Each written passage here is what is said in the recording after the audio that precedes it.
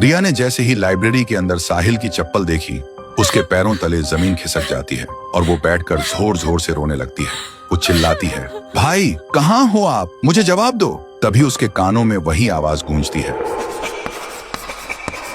वो पीछे घूमती है और देखती है ब्लैक बोर्ड अपने आप लिख रहा होता है, अर्जुन मिस्ड रोल नंबर 13। देखते ही रिया की सांसें रुक जाती हैं और वो समझ जाती है कुछ तो बहुत डरावना है यहाँ। कांपती हुई आवाज में रिया बोलती है, तुम कौन हो और ब्लैक बोर्ड पे जो लिखा है उसका मतलब क्या है? अगर कोई यहाँ है तो मुझे दिखाई दो। तभी एक अजीब सी आवाज गूंजती है और एक परछाई दिखाई देती है।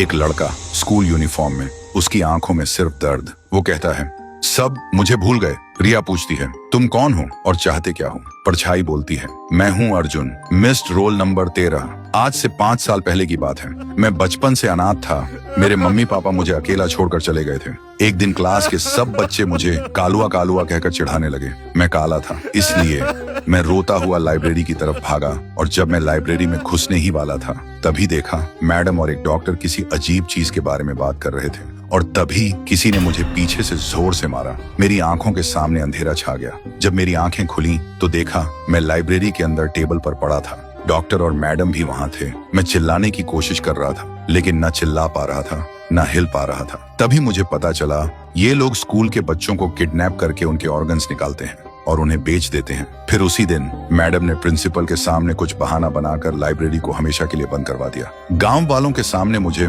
मिसिंग बता दिया गया। तब से मेरी रूह इसी लाइब्रेरी में भटक रही है और हर रात 12 बजे घंटी बजाता हूँ,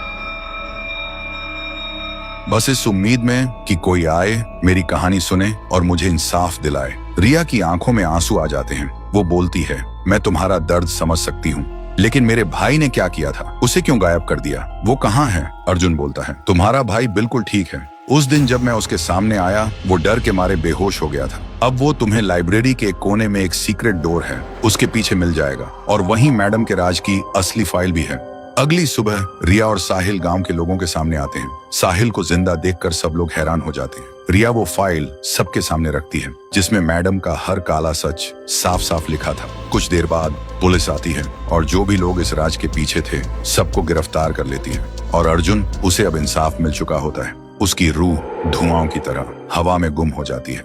तो दोस्तों, अगर आपको ये कहानी पसंद आई हो और आगे भी ऐसी हॉरर सीरीज चाहिए हो तो कमेंट करो